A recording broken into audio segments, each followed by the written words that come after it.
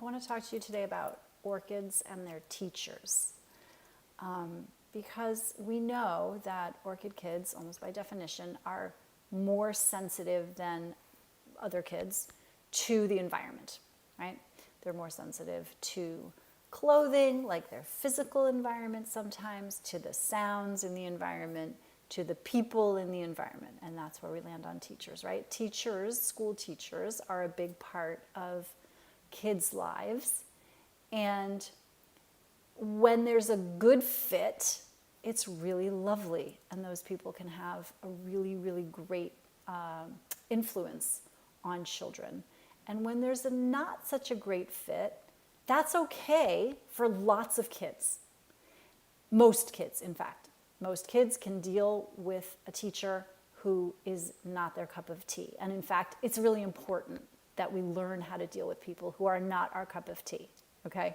So, but that being said, there are some children, and again, we call them orchids around here, they're not ready developmentally, mentally, emotionally, cognitively to deal with that level of disconnect between in the fit with their grown-ups. And there will be times in your orchid's life when you might want to really be mindful about the kind of teacher or the characteristics of the teacher whose class your orchid is in. I totally understand that sometimes we don't get to choose that person. And so that is what it is. And it's okay. You're going to know that the teacher isn't a great fit from your orchid's behavior, from your child's behavior, either as they go to school or as they come home from school or while they're at school. Kids who are really struggling with the fit of the teacher, and again, I want to be really clear here. I'm not talking about bad teachers. This is not what we're talking about. Okay, these are good teachers who are a bad fit for your child. That's it, right? I am not in the business of blaming teachers. This is just about fit. This is about your child and the grown-up that they're interfacing with. And so there are going to be moments when your child is going to make it really clear to you that it's not a good fit. And you're going to probably hear that from the teacher too, in the way that they talk about your child. They're not going to have so many nice things to say. They're going to be a little bit cautious. They might be a little reserved. Your child is not going to want to go to school some of the time. And again, sometimes kids don't want to go to school. It's important to tease out why that is. But one of the reasons might be the fit of the person they're dealing with most often.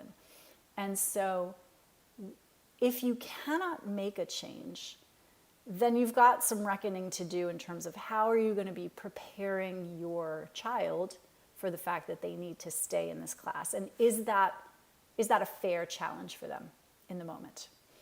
Are there other accommodations that we could be making? And depending on the extremity of the behaviors and the impact, then we're going to want to look at different solutions.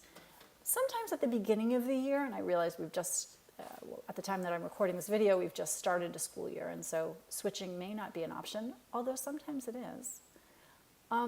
Sometimes we can talk to school, talk to administrators and say, hey, look, I've got a very sensitive child who does best when adults in their life, and then fill in the blank. Pay a lot of attention to them. Pay almost no attention to them. Give them really big praise and encouragement. Let them do their own thing. Like, again, it's not about the specifics of the child. It's about the fit between the child and the adult. And so sometimes you can go to the administration and say that, like, hey, we'd like to be mindful about choosing our child's teacher, or helping you, partnering with you to choose our child's teacher. And so that can be a really positive experience, and you won't always get it right. And again, that's okay. We just want to make sure that we're putting supports in place if we get signals from either party that maybe it's not such a good fit. And if it's not a good fit, it's okay too. We sometimes learn exactly what we need to learn from the places where we are most uncomfortable and, quote unquote, miserable. We often learn the most there. And so if your child is having a hard time with their teacher, make sure you validate that they're having a hard time with their teacher. Yeah, you really do not like this teacher. This teacher is not a good fit for your learning style. It's really hard for you to learn from this teacher. You can do all of that. And you can still make it clear that, well, this is what we've got. Or you can make a decision about, okay, this is sort of rising to a level where we really need to make a different choice. I want to caution you. A little bit of discomfort is never a bad thing, right? A little bit of discomfort is a place where we can learn. There's a reason that an oyster needs sand, right, in order to make this pearl. It is literally the irritation around the sand, the secretion that makes this beautiful pearl. And so likewise, a little bit of grit, a little bit of resilience is a beautiful thing in a person. We just want to be careful, particularly with orchids, that it's not too big of a shift, right? And so if that teacher is not a good fit, you want to sort of figure out, all right, is this like I just coach my kiddo and we move through, or do I need to take more dramatic action?